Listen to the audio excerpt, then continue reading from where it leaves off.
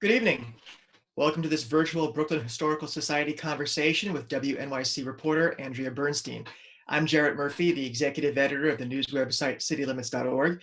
And this evening I have the pleasure of moderating a conversation with Andrea about her book, American Oligarchs, the Kushners, the Trumps, and the marriage of money and power, and other topics. This program is one in an ongoing series of public programs offered by BHS, which has been a cultural hub for civic dialogue and community outreach for over 155 years. Before we dig in, I want to invite those listening to share your questions for Andrea. If you type them into the Q&A box, we'll be collecting them over the course of this conversation and getting to them in the second part of our program. Overall, this talk will last about an hour. I also want to let everyone know that details for ordering Andrea's book, American Oligarchs, are in the chat area of this Zoom call. So if you mouse over your Zoom window, you'll see chat. Click on that. The details for getting the book will be there. And now it is my pleasure to introduce Andrea Bernstein, Peabody and DuPont Columbia award-winning journalist, co-host of the Trump Inc. podcast, a co-production with ProPublica, and a longtime and regular contributor to NPR. Welcome, Andrea. Thank you. It's great to be here. It's great to have you. And are you guys seeing me? Because I have a note that says you can't start your video. The host has asked you to start your video. Okay, got it. Hello, everyone. Everyone, that's a dramatic entrance by our special guest. And Andrea, we want to talk about the story that's in this great book, but first talk a little bit about the story of how the book came to be. Obviously, Trump was elected. People could see dozens of possibilities, hundreds for what to focus on as a journalist. Why did you choose to tell this particular story? So let me say, first of all, thank you, Jarrett, for moderating this, and thank you to the Brooklyn Historical Society. And the Trump family is indeed very intertwined with the history of Brooklyn, so I couldn't think of a more appropriate venue. So when I started working on this book, it's sort of hard to actually put a pin on the exact moment in time, but I had been covering the 2016 election, and I had mostly been covering it from the Hillary Clinton side of things. I'd covered her as a senator, I'd covered her when she ran for Senate, and I had a long and large library of archival tape of Hillary Clinton campaigning in New York, which I resurrected for much of that campaign. But obviously, as part of that campaign, I also covered Trump. I went to Trump rallies. I watched what he was doing. I watched all the debates. And after the campaign, when Trump won the election, I thought to myself, I really understand Donald Trump's world, and I should be covering it. Now, it wasn't sort of a moment of epiphany. It was more a moment of confusion, like the one we're in now. What should I do now? But it became clear to me that I really, because I'd covered corruption in New York government, New York politics for so long, I understood the ways that the real estate community and the business community were intertwined with government. And I understood Donald Trump. He'd been a part of my world for as long as I've been covering politics in New York, because he was such a master of playing the political system. So shortly after that, I began to cover with my colleague Ilya Maritz at WNYC. We tried to figure out who was living with Trump in Trump Tower, who his neighbors were. And mostly it was shell companies. And I, as I came to learn in reporting the book, it was actually one of the pioneers of the use of these limited liability companies to own property in New York. 3/4 of the original owners of Trump Tower were shell companies or limited liability companies where we didn't know necessarily who was owning them. And this was something that Trump really pioneered. So we were working on this, and we got to apartment 43G, which was an apartment owned by Paul Manafort. And there was a very strange pattern that we noticed, which is that the apartment had been bought in the name of a limited liability company. And then many years later, the title was transferred to Paul Manafort. Excuse me, a key fact was that it was paid for with all cash, meaning no loans. So the money was unencumbered. It was wired in to pay for the apartment. And after 10 years or so, Paul Manafort transferred it into his own name and then borrowed a sizable sum of money. And we thought, oh, that's weird. Why did he do that? And then we looked at all the properties that he had done this for.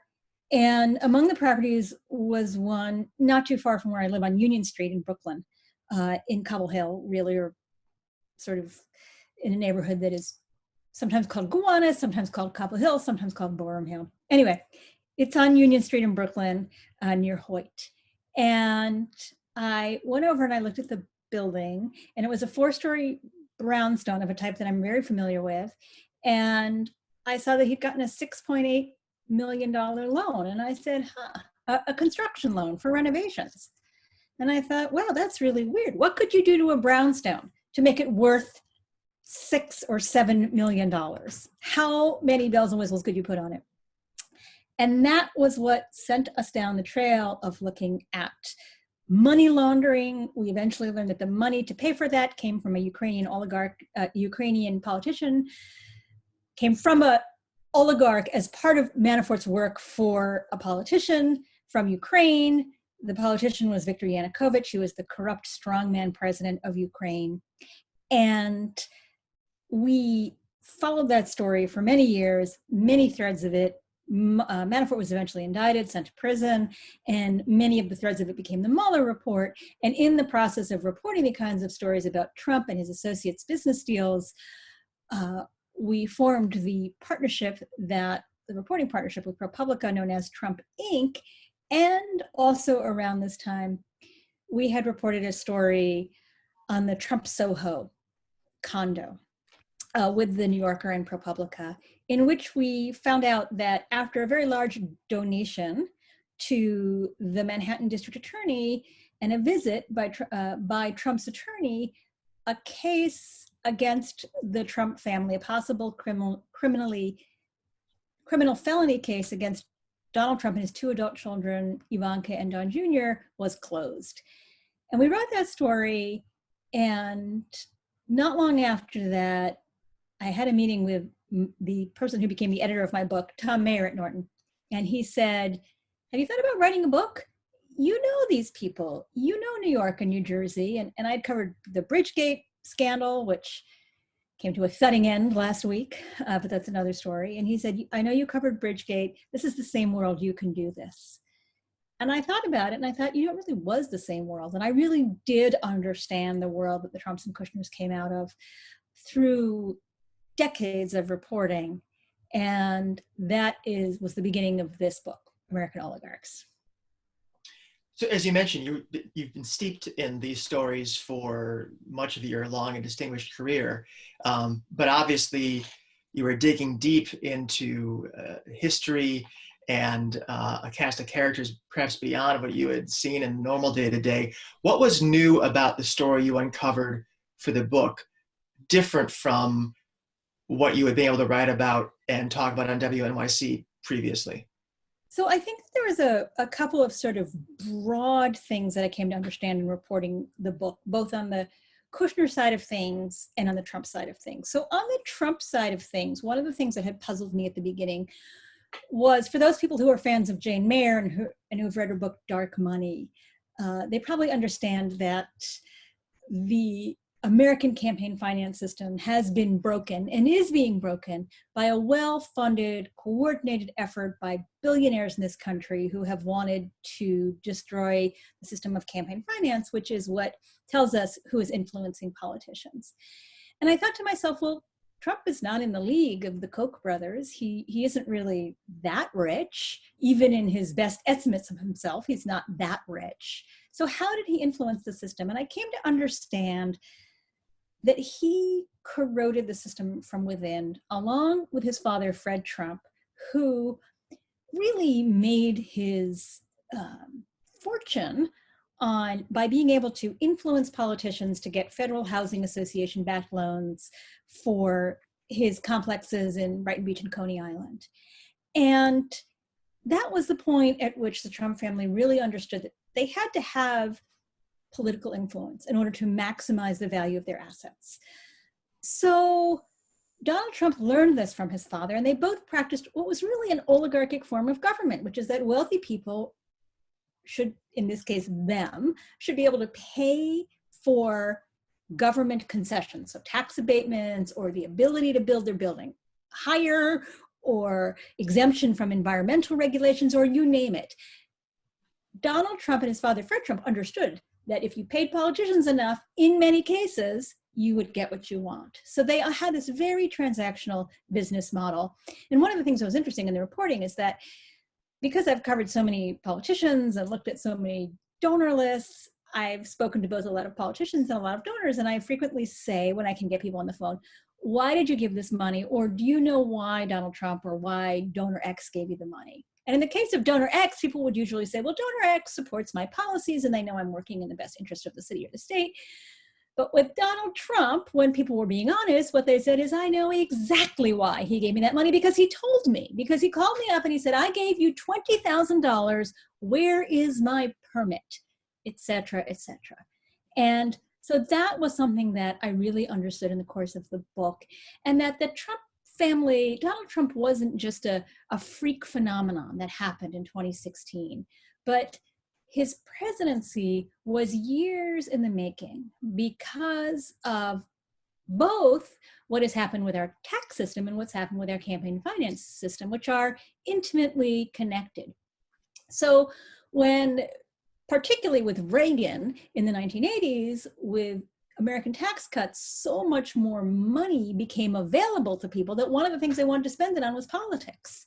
Mm-hmm. And over the course of time, leading up to the infamous Citizens United decision in 2011, the system was incrementally broken before it was really just completely smashed with Citizens United. Now, actually, we do have a campaign finance system. I mean, I mentioned Ukraine earlier. In Ukraine, the oligarchs just simply pay to hire the consultants they want. So there is no system of disclosures at all. So we're a bit better than Ukraine. But one of the things that I understood was that the family was a phenomenon. The Kushners were different. I mean, the Kushner family has not really been studied. There have been many Trump biographies. There have been few Kushner biographies. And one of the things that I really came to understand was his family backstory, particularly the story of his grandparents who had survived Nazi Germany through an extraordinary series of events. And at one point, Jared Kushner's grandmother was one of about 300 survivors living in a ghetto where there had been tens of thousands of Jews in an area of Poland.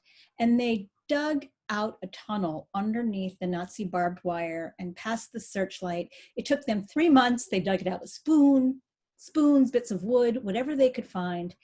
And they hid the bags of dirt under the beds and in the walls so that the Nazis wouldn't know what they were doing. And then a rainy night in September, they escaped.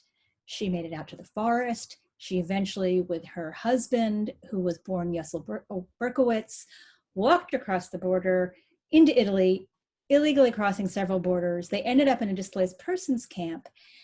Not long, well, they were stuck there for 3 years because even after everybody understood what had happened with the Nazis and the concentration camps, the US policies, US quotas were so tight on Jews that they could not get out. They were stateless and they couldn't go anywhere.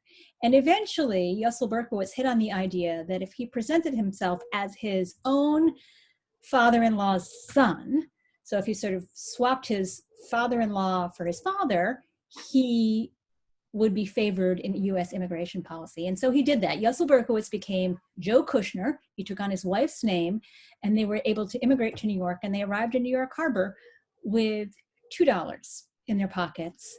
He was a carpenter. They eventually became builders at a time when American government was pouring money into US infrastructure. And that's how the Kushner family became billionaires. And eventually, through Jared Kushner's father, Charlie Kushner, they became political players as well. So those threads of those two stories run through the book, and obviously the moment when they are formally joined is the wedding of Jarrett and Ivanka, and that is told very beautifully in your preface or your opening section. I know you want to read part of that. Tell us about that special day. So the wedding took place in Bedminster at the Trump National Golf Club. And it was a 500-person wedding, a very, very conspicuous display. And there were all kinds of people at this wedding who could give regulatory relief to Donald Trump, who could give tax relief to Donald Trump, law enforcement officials who could maybe not investigate Donald Trump if he did something wrong, or the Kushners. And that was the scene of this wedding. And I should say that in one of the 2016 debates, Donald Trump said that he understood inviting people to weddings was a way of extracting the sense of obligation. So that's by his own set of rules. So I'm just going to read a couple pages from the prologue.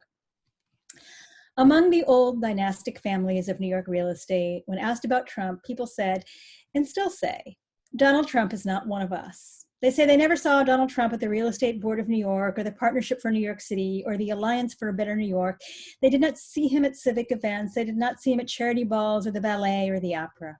With few exceptions, for example, the US Open tennis tournament in Queens, he stayed in his own homes, frequented his own clubs, and ate in the restaurants in his own buildings. By contrast, Ivanka Trump had found acceptance in the Manhattan elite. She went to the Chapin School on the Upper East Side and the Choate Rosemary Hall boarding school in Connecticut. She studied at the School of American Ballet and danced as a child extra in the Nutcracker. As an adult, she was a sought-after supporter for causes from the World Wildlife Fund to the New York City Police Foundation. She was welcomed at the Met Gala and Vanity Fair parties and chatted about opera with Leonard Lopate on the public radio station WNYC. Unlike her father and her husband, she had no hint of Queens or New Jersey in her measured speech. Somehow, through her, their accents were laundered. Ivanka and Jarrett's wedding was Jewish in a Trumpian way. As women arrived, they were given elegant shawls to guard against the autumnal chill as the sun slid down the sky, but also to cover their shoulders. Ivanka herself wore a Vera Wang wedding dress, shoulders covered by white lace sleeves extending down to her elbows. In some dances, women were separated from men in the Orthodox tradition. The food, served in a separate dinner tent, also enormous, was kosher. A rabbi had walked through the tent, koshering a caterer's knife by dipping it in water. There was pastrami, corned beef, turkey, a sushi station, and Pekin duck. A 13-layer cake that was almost as tall as the bride and groom, ringed with cream-colored lisianthus, roses, peonies, lilies of the valley, and baby's breath.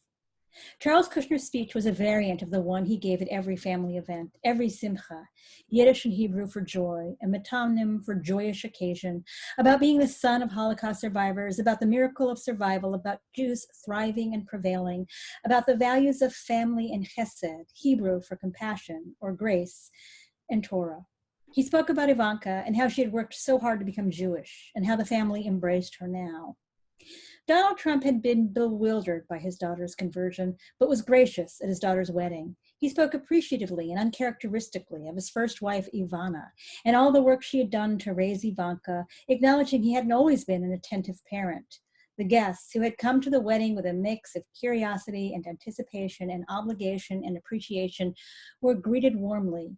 They felt, for a fleeting instant perhaps, the gravitational pull of Donald Trump's personality. That night, as guests left clutching their giveaway prayer books and a pair of Havaiana flip-flops that said Jarrett on one and Ivanka on the other, laced through with a string calling them a great pair, they were forced to embrace Trump's ostentatiousness, even as they participated in his display, to pay tribute to this marriage of money and power, to acknowledge the authority of the patriarchs. From the vantage point of everything they had built, the families could say, "We've arrived. You are complicit in our power. We are a force to be reckoned with. Pay respect to us." Foolishly, the world did not. So many questions about that. It goes to so many themes in this great book. And one thing I wonder, I would like to get your perspective on, is the polarization of wealth in America is not new. We've talked about American oligarchs off and on for at least a couple of decades now, as the accumulation of income and wealth has become more and more pronounced. What about Donald Trump is different? Fundamentally, what does he have that the others don't? What makes him more successful and maybe more troubling? Right. I think what's different about Donald Trump is that a couple of things. One of the things is that Yes, there have been extremely rich people that have influenced politics on both sides of the aisle. But we have never had a case, never had a situation in modern history where we have a president who is still tied to his own business and who has made it clear that he will favor people who pay him, who give him money. And we see this every day. We see it, I mean, not so much now because of the lockdown, but the way he favors people who he knows stayed in his hotels or played golf at his golf clubs. In the infamous perfect phone call with President Volodymyr Zelensky of Ukraine, Zelensky went out of his way to say, I stayed in a Trump hotel when I was in Washington or when I was in New York. And this is the kind of thing that world leaders understand, who they have oligarchic forms of government, they have corrupt forms of government, and they understand that the way to this president's heart is by increasing his status and by literally increasing his value. So we have seen this over and over again with Donald Trump, that he has sort of beckoned people to pay him money, to join his clubs. And these are the people that even now, in the midst of this national emergency, he is listening to. There was just some reporting in the last week about how someone who was a member of a club at Mar-a-Lago had promoted a dubious scheme, if I'm recalling, a dubious testing scheme or ventilator scheme. It's been very hard to keep track of this, but we are seeing this more and more and more, that people who have some kind of business connection to Donald Trump are working to get contracts, favors, phone calls returned in the middle of this national emergency.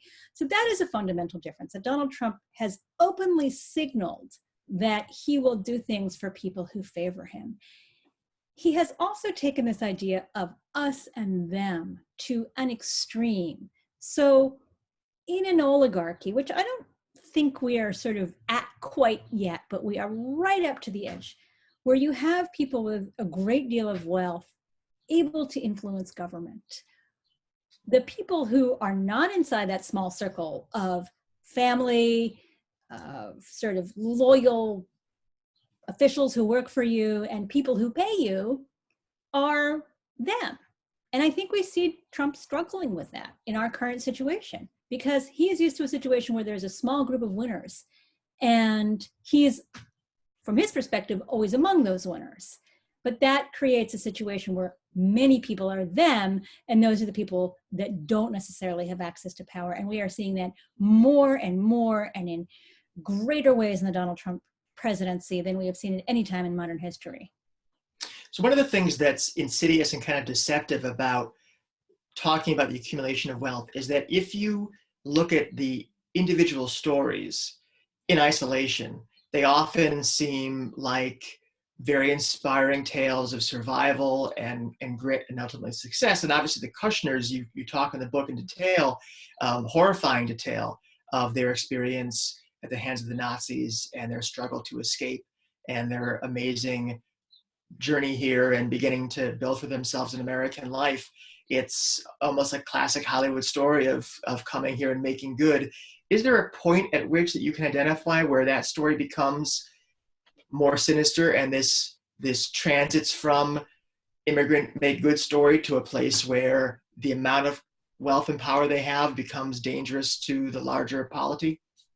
Well, in the case of the Charles Kushner story, I mean, he was a member of this community in New Jersey that was known as the Holocaust Builders. So they were the children born to Holocaust survivors who became part of these real estate dynasties. And they were mostly a sort of insular world. But Charlie Kushner wanted attention. He wanted to make a big splash. He endowed a school in New Jersey and named it after his father, the Joseph Kushner Hebrew Academy. And if you go drive by this school in Livingston, you'll see letters that are Trumpian in their size. And he also really began to run through stop lines. He gave massive political contributions illegally by giving them in other people's names.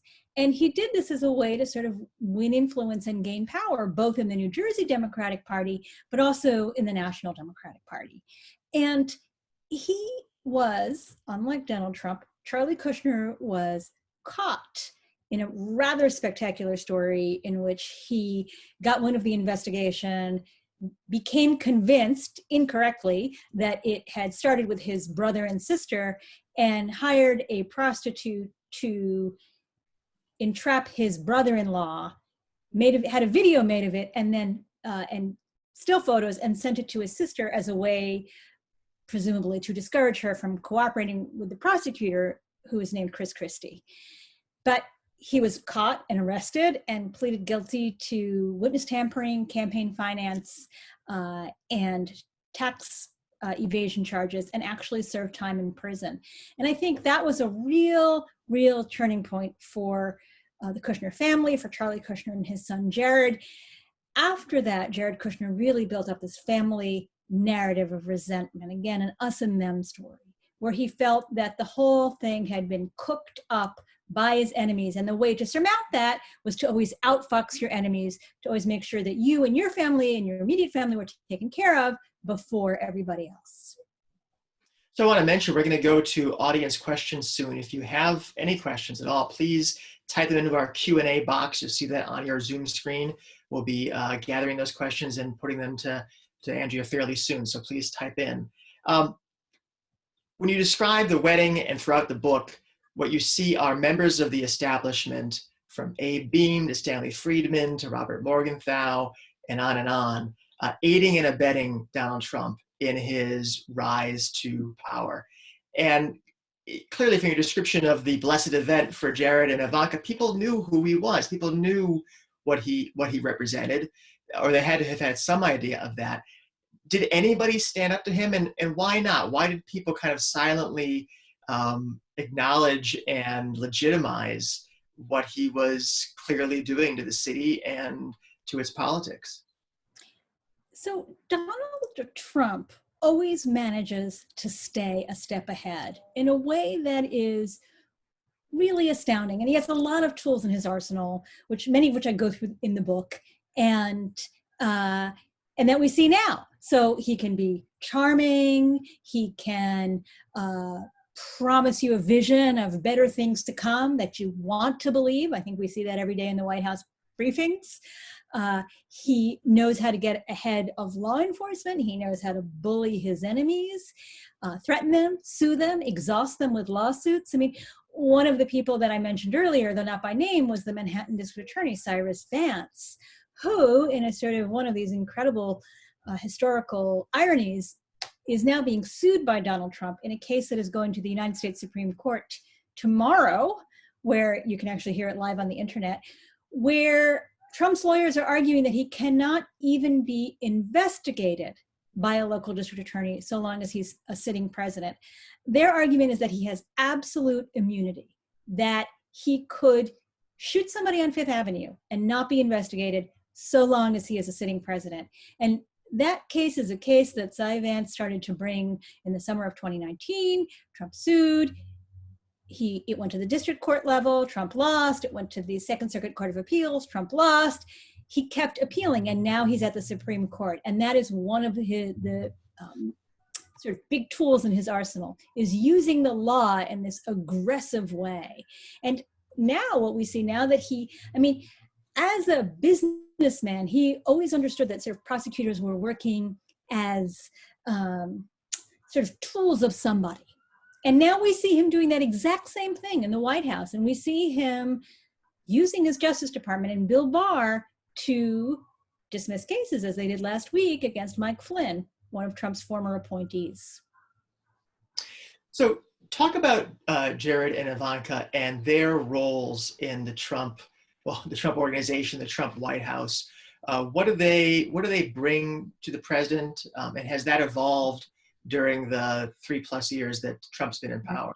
Well, I think we are really seeing now with Jared Kushner that he is his central and his powerful role. And he is probably more powerful than at any time in the Trump administration. He's more powerful than ever. Why? For two reasons. One is because he has the sort of political proximity. He has the physical proximity to the president. His office is right next to the Oval Office, but also because he can go and hang out with Donald Trump in the East Wing, in the West Wing. He can spend family time with Donald Trump. When other cabinet officials and advisors go home, Jared Kushner gets to be with Donald Trump. And Donald Trump, we know, responds to people who are there physically. Also, Jared Kushner is incredibly loyal to family, and he comes from a family that believes in being loyal to family, and he married into a family that believes in being loyal to family. So that is something that Donald Trump, the president, very much appreciates. And he is a survivor. He has outlasted 3 chiefs of staff. He's on a second secretary of state, his second secretary of defense, his second attorney general. So many people have come and gone, 4 national security advisors, and yet Jared Kushner is still there. And what we see now happening with the coronavirus task force is that he has become a sort of not only a key cheerleader for Donald Trump. Last week, he called the coronavirus effort a great success and criticized people who were opposing immediate opening up as members of the eternal lockdown crowd on Fox News. But also he has set up this sort of outside of government system where people who have a cell phone or have a connection to him can get the attention of the Trump administration. Maybe they can get help, maybe they can get masks, but they also, it seems, are able to get priority for contracts. And that is exactly the kinds of things that our system was supposed to be preventing, and that we see happening now in this virus in an accelerating way. And because people are so distracted and in life and death situations and grieving, it's very hard for them to track what is the corrosion that is going on in American government right now as we watch. If we keep watching, what are we going to see from them? Is there an independent political ambition on the part of either of this younger generation? So I think that's a question I haven't been asked in in a little while. So Jared Kushner always says no. He has no interest. Ivanka Trump acts like somebody who might be running for office. Now, I don't mean to say that I know that she is running for office or that she's made any kind of decision, but I've watched a lot of people preparing to run for office. And you look at Ivanka Trump, she is in many, many, many ways like her father, except she is extraordinarily disciplined. She is on message.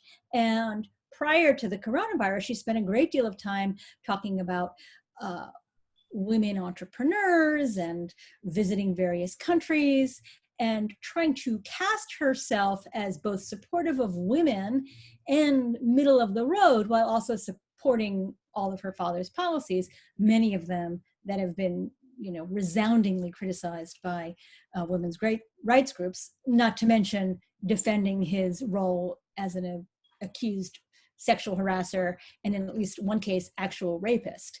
So the role that Ivanka Trump plays is to sort of normalize all of that while kind of keeping her own options open.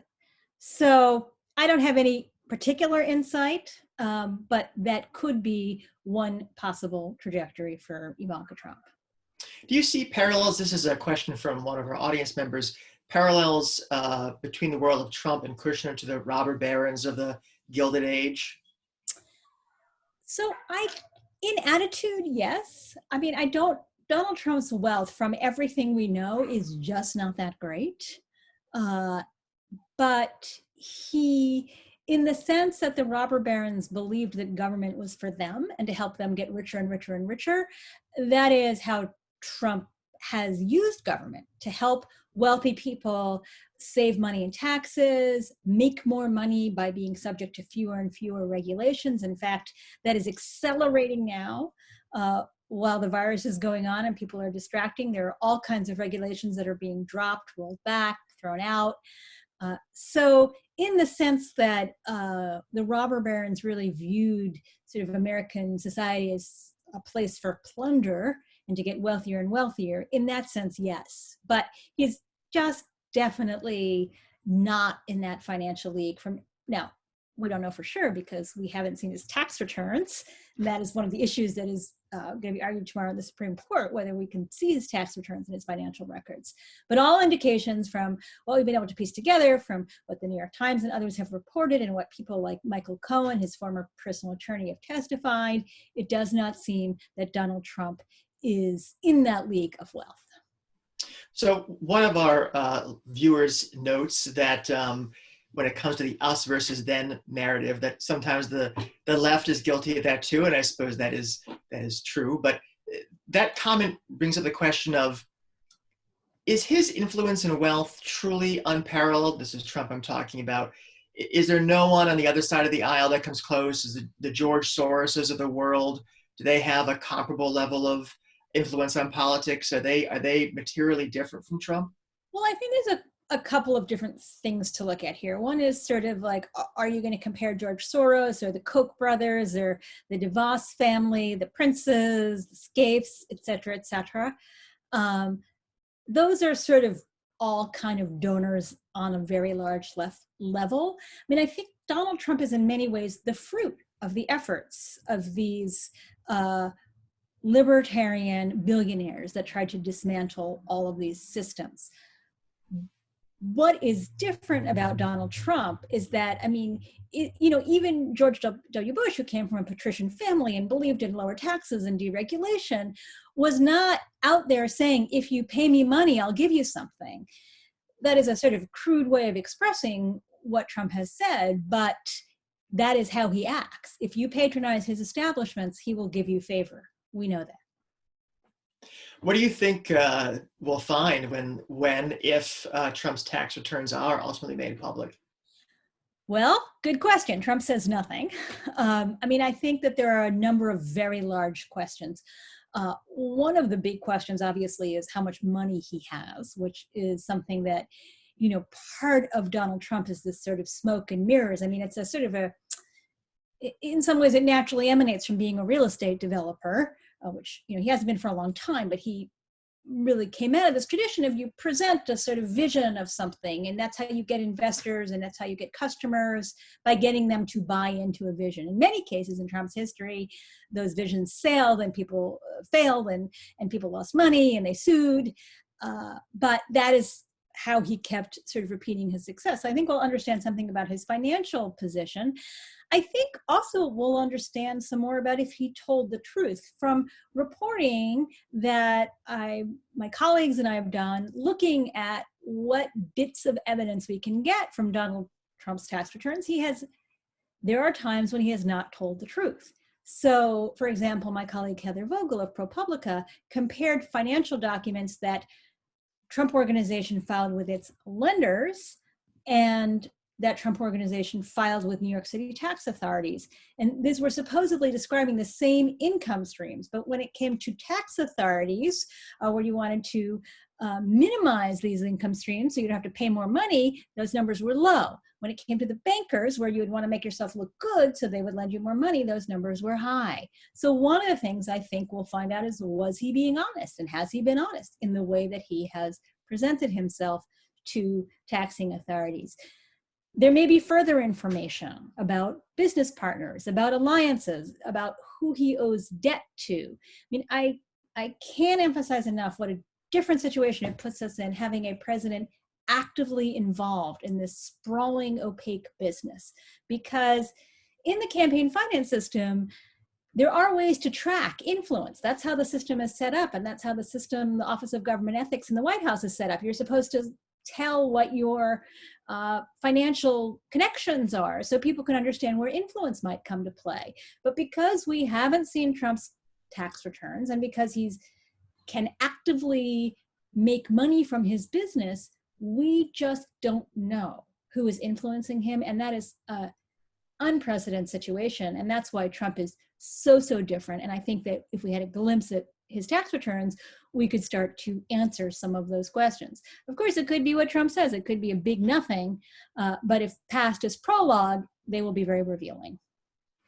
In the book, you talk about the mythology around Trump, the aura of Trump, and how much that contributes to has contributed to his rise, sometimes based on very flimsy real-world evidence of his wealth or success. One reader asks about or one viewer, I should say, asks about the kind of creation of that narrative.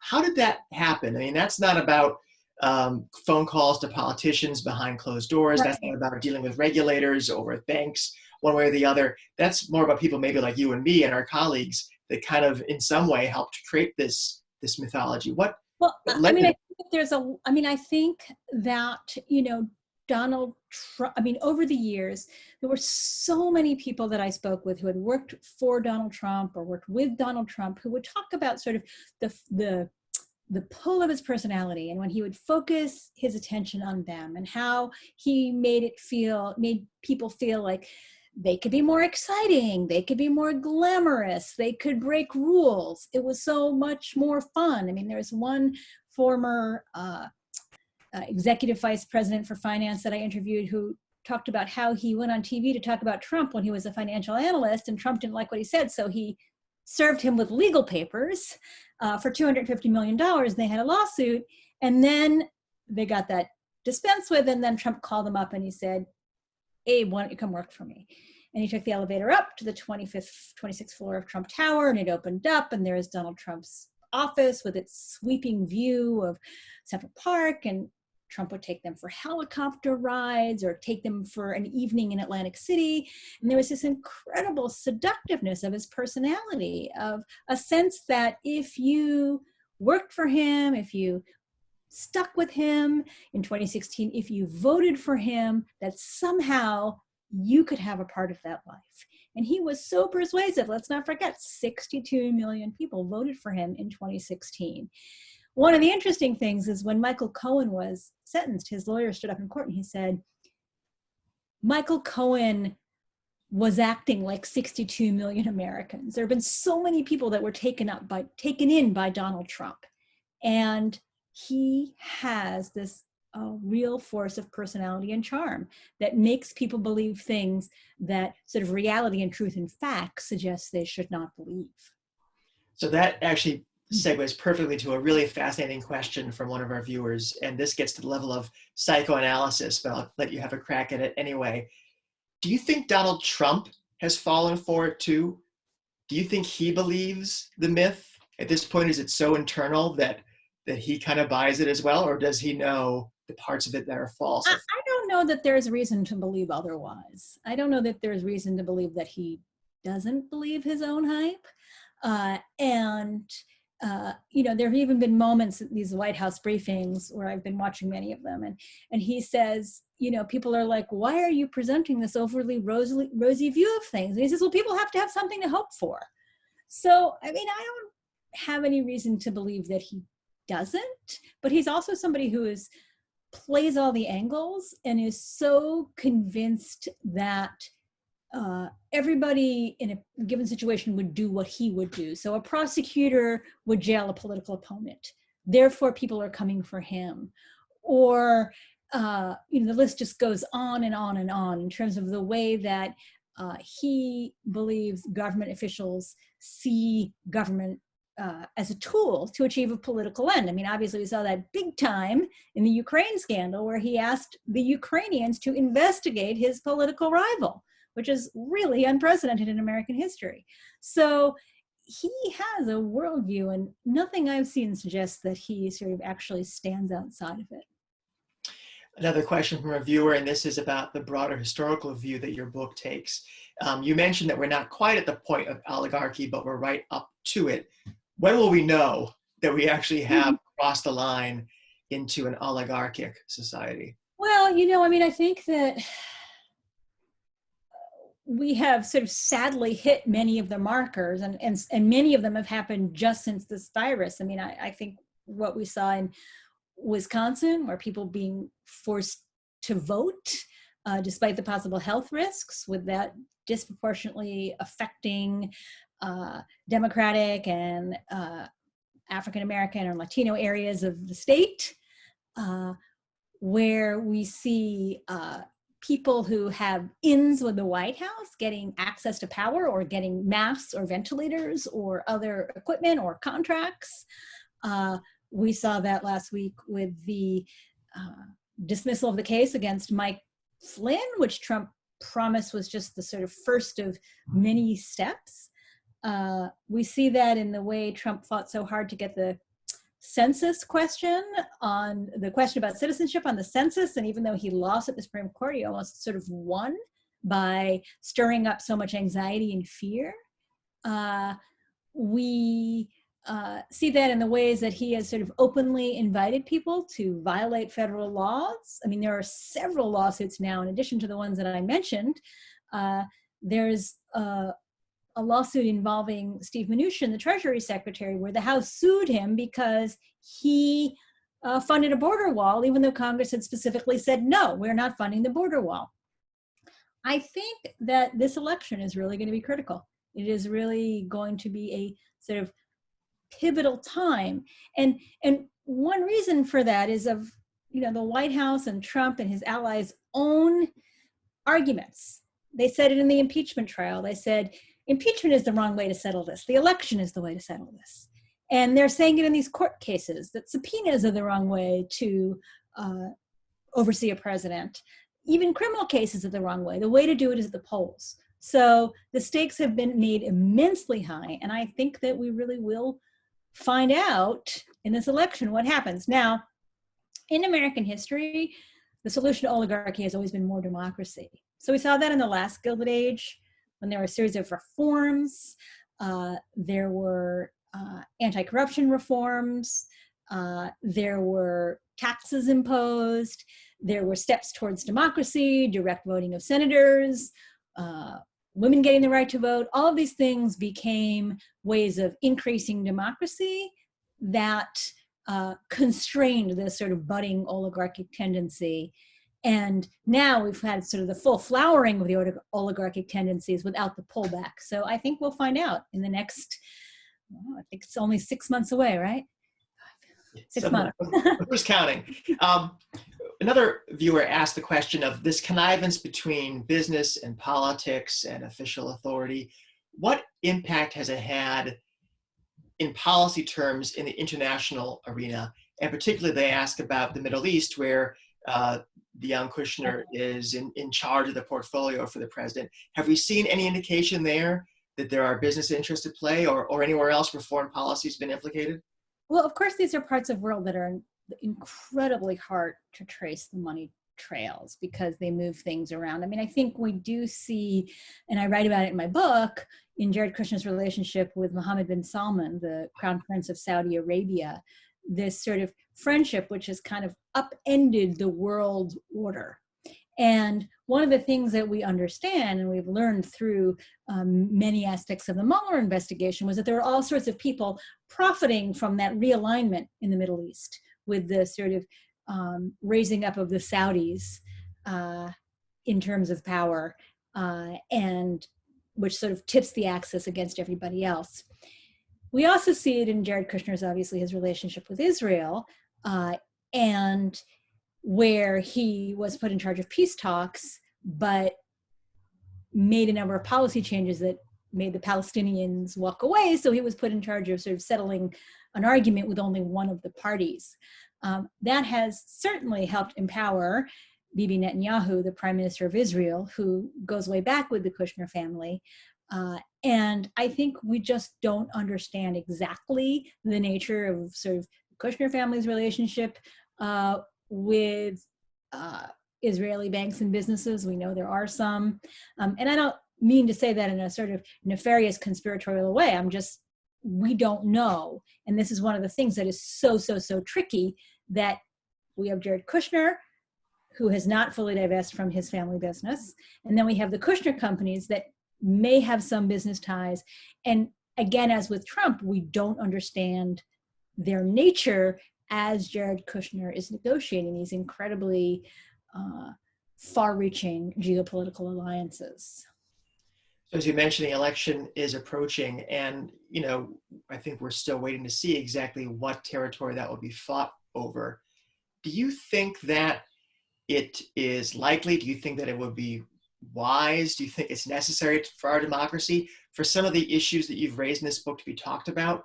Should the election merely be about the issues du jour, or does the country need a broader examination and be helpful of how power and money are distributed?